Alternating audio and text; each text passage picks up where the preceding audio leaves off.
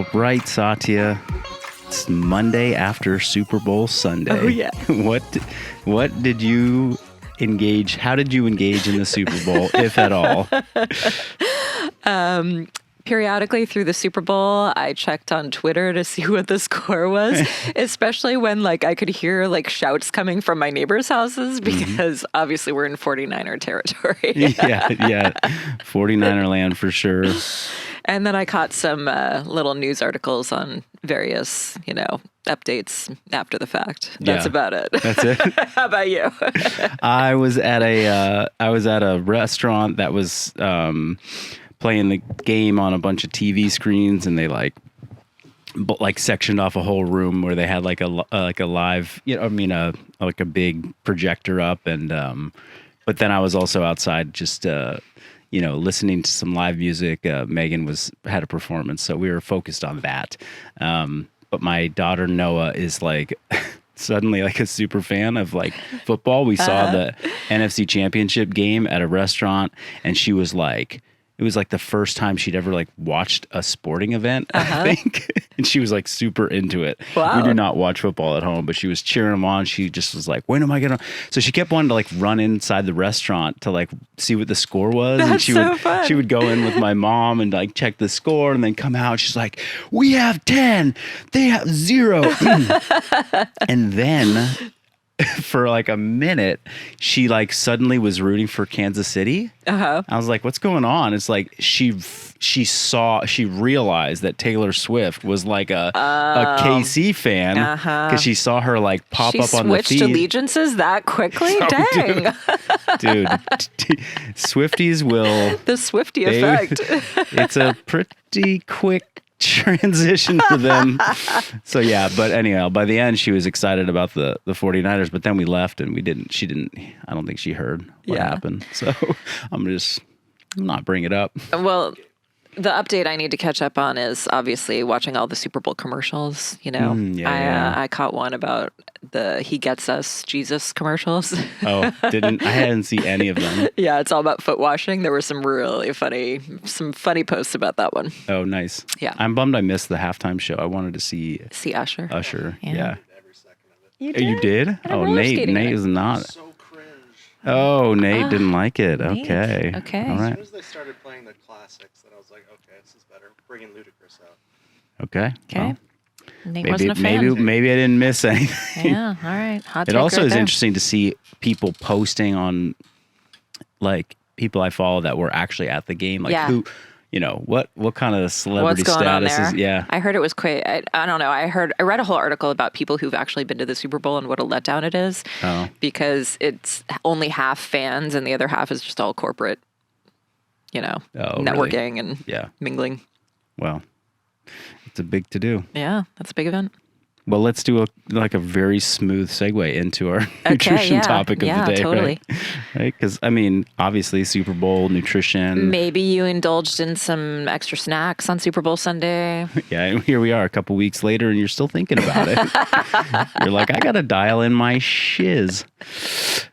I've been eating nachos every day since. Yeah. Yeah, well, I don't know. I don't know how to bucket this into one particular subject, but what I'm thinking about right now is the value of developing a nutritional strategy where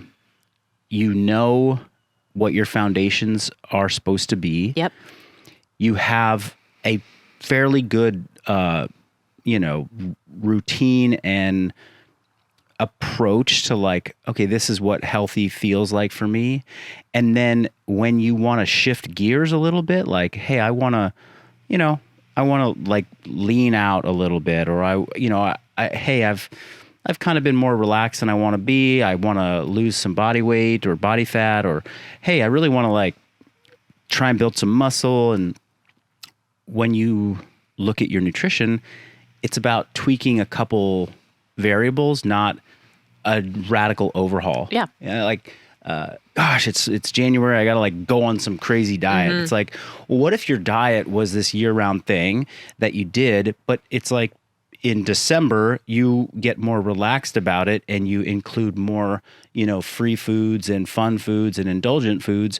But then come January, like, okay, I'm going to just tweak these couple things, but my routine's pretty much the same. Yeah. And I just know I have to tighten this part up, or I have to, or maybe it's like, for me, it's like my diet from, in the summertime would look like this as I leaned out, and then now it's wintertime and I'm trying to like put on some muscle, build my strength back up. So I don't change it completely. I just increase in these areas. Yeah, how I'm thinking about this is very similar to managing your money, because I've been thinking about a lot recently, and it's sort of like, okay, you kind of know the big factors that you need to pay attention to. How much do I earn? What are my expenses? How much is going into savings? And there's times when you can be tempted to get a little too detail oriented, and you go down these rabbit holes of like how much down to the dollar is being spent on this or that, or, what percentage, like tiny percentage difference, like could this make? And you kind of miss the big picture of like how everything sort of works together. So that's how I think about it too, in terms of nutrition. It's like when you have just the fundamentals of like knowing what the big things to focus on are, it makes it much easier to, okay, in this season, I want to make a little adjustment, or like things I feel like I'm spending too much in this area, like maybe I need to pull back there, rather than getting hyper focused on something that's going to like not really be the key factor in helping you change. Yeah. This we arrived at talking about this today because we got a question from a participant or somebody who purchased our new nutrition resource. We just released Persist with Protein, an ebook that really is a guide to sort of our nutrition philosophy and what I've been coaching for a lot of years, but with a really, really highlighting protein and also giving guidance on how to participate in the 50-gram protein challenge. But the question came from one of the meal plans that we put into the resource book, which we made an effort to include 7-day meal plans for a variety of avatars just sort of like, hey, this is generally somebody that we see, and the average person who's in this weight category might be eating this many calories. So let's say a 170-pound person, that person's going to aim to get 170 grams of protein per day as per our recommendation in this, which is a gram of protein per pound of body weight. And, if they weigh 170 pounds and they have average body composition, and we assume that they're walking 6,000 to 8,000 steps a day and they're training and they have some, like, that person's probably burning about 2,500 calories a day if they're at maintenance, right? So we put together these 4 meal plans that were based upon being 130 pounds or 150 pounds or 170 pounds or 190 pounds, bucketing people in those categories. Yep. The heavier person is going to need more calories than the lighter person, just based upon basal metabolism. So the person wrote in, they said, hey, I'm 170 pounds, but when I use your macro calculator, it tells me I need to eat 2,000 calories a day, and your meal plan is 2,500 calories a day. So, like, what do I do? This doesn't fit my macros. Yeah. And that, first and foremost, like, I wish that we had a meal plan in there for every single permutation of macros and calories that people needed. But that wasn't our intention with this particular resource. Yep. But how could I say, okay, well, maybe this person, when they used our macro calculator, they were 170 pounds. They chose protein at 1 gram per pound of body weight. They wanted to do low carb, because you have an option to choose whether you want low carb or high carb, which when you do low carb, that kind of equates to a higher fat diet because protein's held consistent. Yep. They put in their activity level and they put in their goal. And so their activity level was, let's say, average or, moderate activity level, but they want to lose a lot of body fat. Yeah. So they put in the challenge fat loss, which is about a 25% decrease in calories. Yep. So this is a perfect example. This person probably, their maintenance level of calories is around 2,500, but then they said, I want to lose body fat. Yep. So it cut it by 500-600 calories, and now they're being targeted at a 2,000 calorie a day diet. They're 170 pounds. They need 170 grams of protein. All right, the meal plan doesn't fit me perfectly. What do I change? How do I figure this out? And this is precisely that. It's like, okay, well, let's look at the big picture. What do you need to have in place in order for this? What about this meal plan is like, that's your anchor point. Yeah. And what about this meal plan is not your anchor Exactly. point and can really be variable. Yeah. Because I've eaten 3 different diets in the last, or meal plans, right? Like in the last 4 months, let's say. Like I generally have like, okay, this is kind of what I'm eating on a week. Like this is what each of my days looks like. And I stick to it for about 4 or 5 weeks and then I switch it up. And then I do that for another 4 or 5 weeks and then I switch it up. I like about that amount of variety.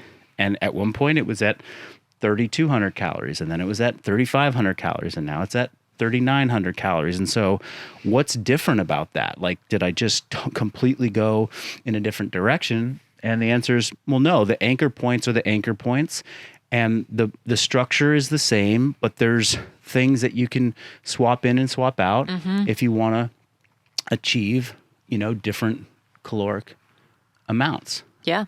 And anyhow, that's more of the context of where this is coming from, but just also start to plant the seed of like, well, this is how we want to think about this. There are things that you swap in and out, and some of the things that you swap in and swap out have a slant and a focus on fat loss. Some of them have a slant and a focus on, muscle gain or weight gain. And some are just, hey, this is what works for most people for like kind of a long-term sustainable approach or more of a maintenance approach. Yeah. And I have some pretty strong feelings about like, where should you pull those levers so that you can make this thing work for a long time. Yeah. And also, there's something about the meal plan where it can be very tempting to rely on this sheet of paper that tells you exactly what to eat and then everything that all your dreams will come true, right? Right. And I would be shocked if anybody stuck to one of those meal plans, for more than a week because they don't cover everybody's taste preferences. They don't cover what's available to everybody. Yeah.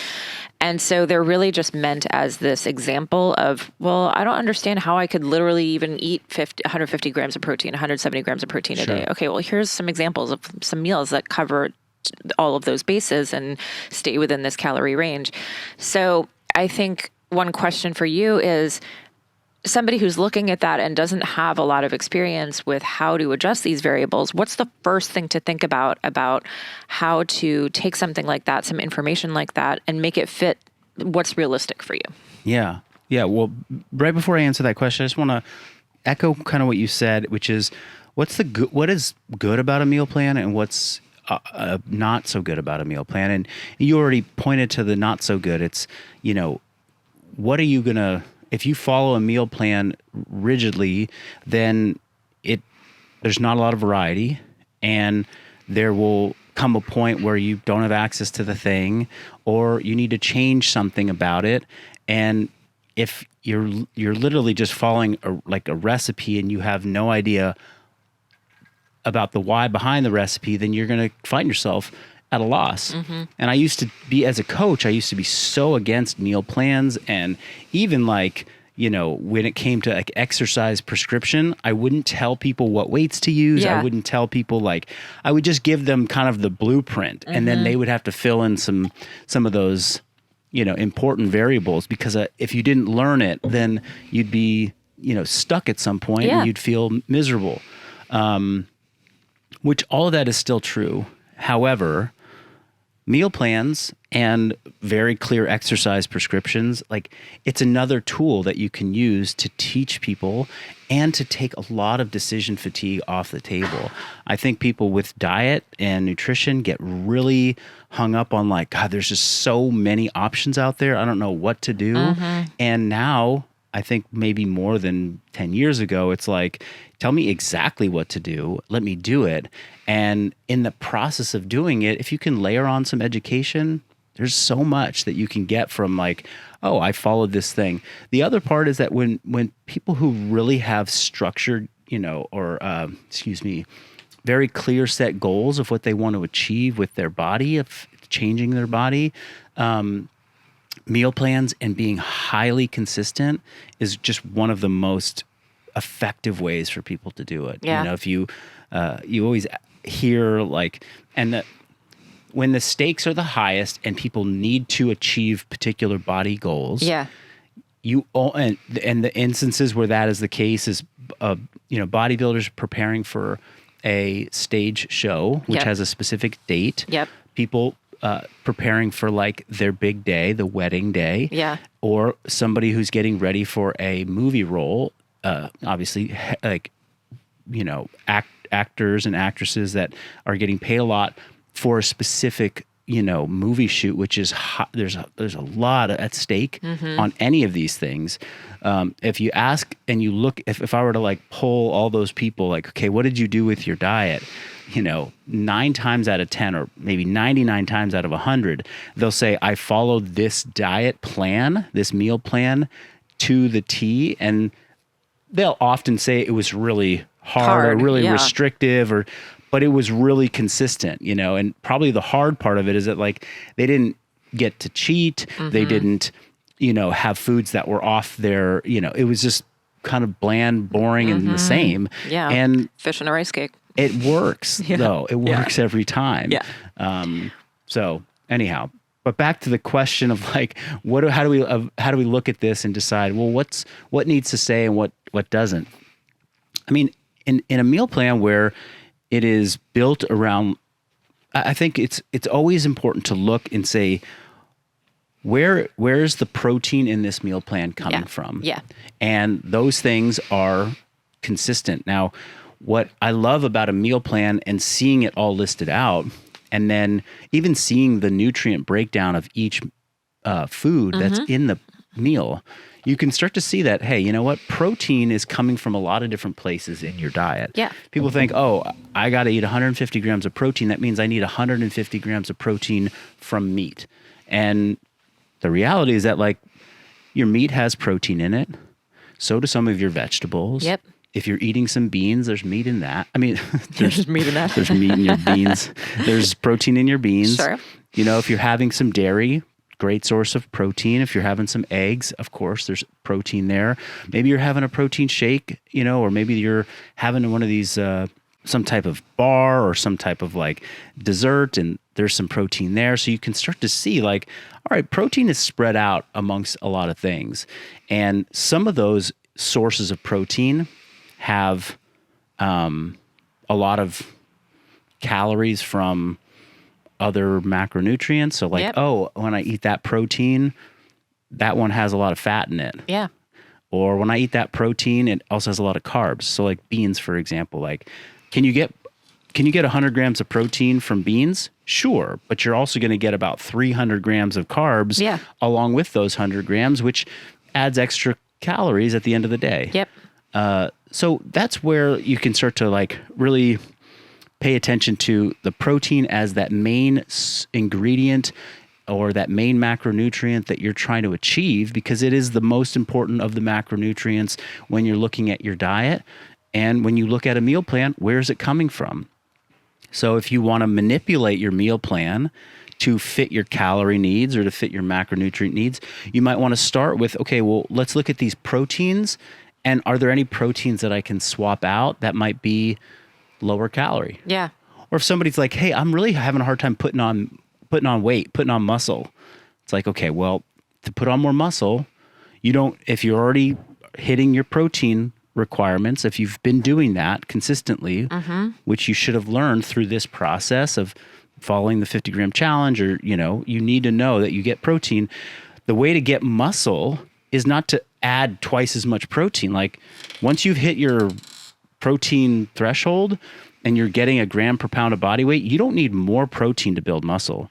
You need more calories. You need more energy. Yeah. So you could look at your protein and be like, okay, well, what protein source gets me some more calories? Like, well, if you have a ribeye instead of a chicken breast, like you just doubled your calories without changing anything about the amount of food you have to eat. That's a win.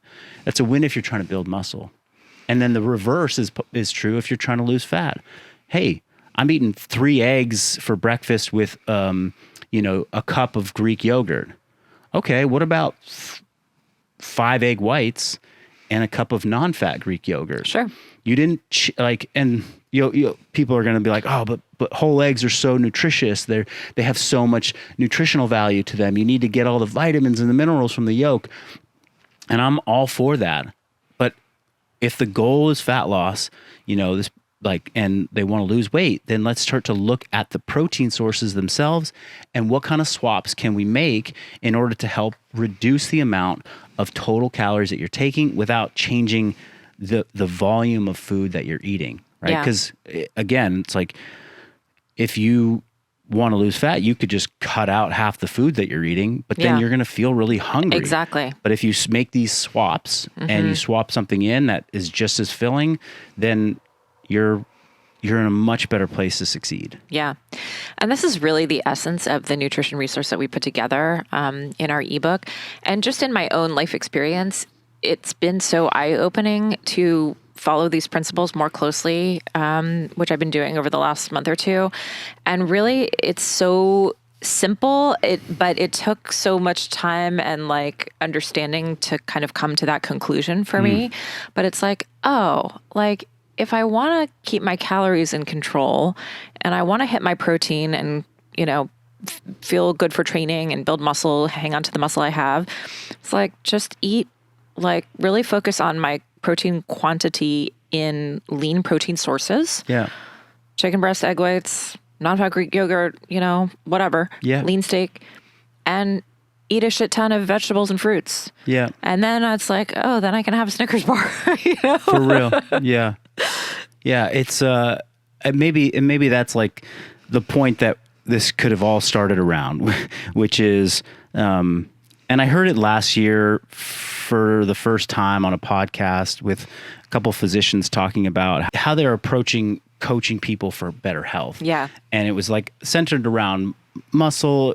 It was centered around protein, but it was centered around how do we basically get people to be less fat, more lean, have a higher composition of muscle to fat, so better body composition. Yep.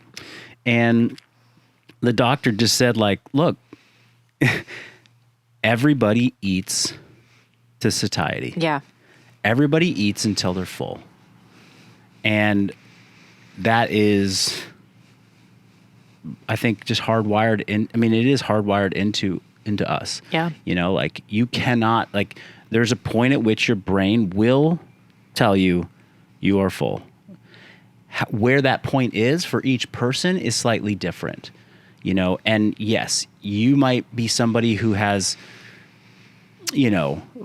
we could get into a nuanced conversation around certain hormones in your body. Leptin is this hormone of satiety. When leptin is high in the bloodstream in your body, it tells you I'm full.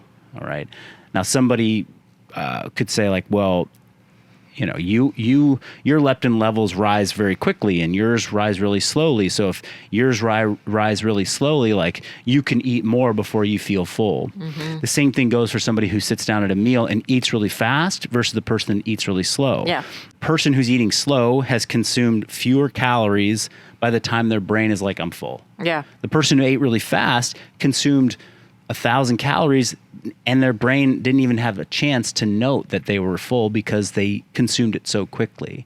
What you're talking about is the types of foods that you eat. It's what foods can I eat that have less calories but the same amount of volume of food, and then I end up getting the signal to my brain that I'm full because I ate a lot of food volume. It filled up my stomach. So we all eat to satiety. And when you're trying to figure this out, it's like, what are the foods that are going to make me feel full and not have as much energy? Or if you're someone who's trying to gain weight and you're having a hard time gaining weight, it's like, what are the foods that are going to have a lot of calories that aren't going to make me feel that full? Yeah. So it's funny. It's like rarely is that the conversation, because the vast majority of people are struggling with getting too many calories and they need to cut back. But when I have somebody who's like, there's a group of people that are, labeled hard gainers, like meaning I have a hard time gaining muscle or gaining weight. It's like my grandfather was one of them.